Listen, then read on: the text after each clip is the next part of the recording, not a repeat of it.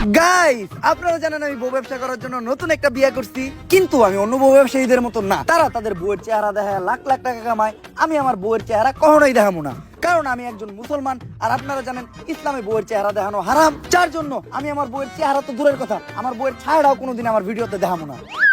আর guys, আমি আমার গত ব্লগে বলছিলাম আমার বউয়ের চেহারা তো দূরের কথা, আমার বউয়ের ছায়াটাও কাউরে দেখাবো না, কিন্তু ওই ভিডিওতে ভিউ হয় নাই, শুধু আমার বউ ছিল না দেখা, যার জন্য এই ভিডিওতে আমি আমার বউরে নিয়ে আসছি। আর আমার বউরে দেখতেই পারতেছেন, পর্দা কইরা আছে, ও খুবই দিনদার মানুষ, টিকটক করে তাও পর্দা কইরা, যার জন্য আপনারা কেউ আবার ওর চেহারা দেখতে চান না। আপনারা যতই চান আমি ওর চেহারা কাউরে দেখাবো না। আসলে গাইস, আপনারা আমার গত ব্লগে বারবার কমেন্ট করতেছেন ভাবির চেহারা দেখতে চাই, ভাবির চেহারা দেখতে চাই। আপনারা একটা জিনিস চাইছেন, আমি কি ওটা না দিয়ে থাকতে পারি? এতদিন আপনারা দেখছেন মোবাইল আনবক্সিং, গ্যাজেট আনবক্সিং, এই প্রথম আমি আপনাদেরকে দেখাবো বউ আনবক্সিং। 3, 2, 1, টাডা! গাইস, এটাই হলো আপনাদের ভাবি। আসলে চেহারাটা দেখাইতে হইলো, চেহারা না দেখাইলে ভিডিওর ভিউ হইতেছিল না, কিন্তু আপনারা আবার ওরে বোরকা ছাড়া দেখতে চান না, এটা আমি কখনোই করবো না। আর গাইস, ফাইনালি আমি আপনাদের ভাবিরে বোরকা ছাড়া শুধু গেঞ্জি পরায় আপনাদের সামনে নিয়েই আসলাম। আসলে বোরকা পরায় ভিডিও ছাড়লে ভিডিওতে ভিউ হইতেছিল না, আর বোরকাটা তেমন কোনো বিষয়ই না, মনের পর্দাটাই আসল পর্দা।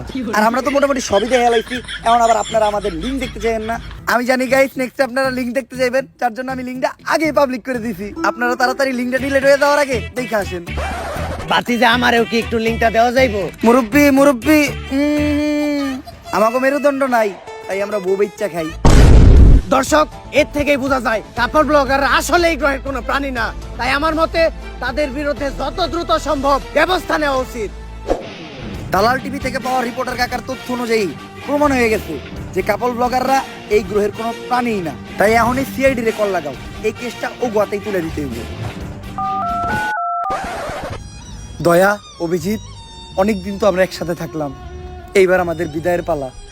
তোমরা তো জানোই রিসেন্টলি একটা অ্যাক্সিডেন্টে আমার মেরুদণ্ড ভেঙে গেছে। স্যার, কি এর অ্যাক্সিডেন্ট করছেন? ডাব চুরি করবার যা ধরা খাইছেন, মানুষে বাইরে মেরুদণ্ডের হাড় ভাঙিয়ে দিছে, শুনছি না আমরা। যাই হোক দয়া, এই ভাঙা মেরুদণ্ড নিয়ে তো আর সিআইডি তে কাজ করা সম্ভব না, তাই আমার বিদায় নিতে হইব। আর বিদায় বেলা একটা শায়রি হয়ে যাক, হোক আসো ইংলিশ কাম আর যাও ইংলিশ গো, আসো ইংলিশ কাম আর যাও ইংলিশ গো, চইলে যাইতাছি আমি, থাক তোরা নাটকির পো।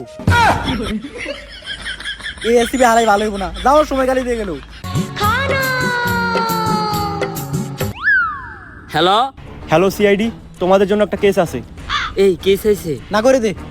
আমাকে এসপি স্যারের মেরুদণ্ড ভাঙিয়ে গেছে, তাই আপাতত আমরা কেস নেওয়া বাদ দিছি। স্যার, সিআইডি নাকি কেস সলভ করা বন্ধ করে দিছে। এমনিতেই ওরা কেস পায় না, এইবার আবার দিতাছি, তাও করবো না।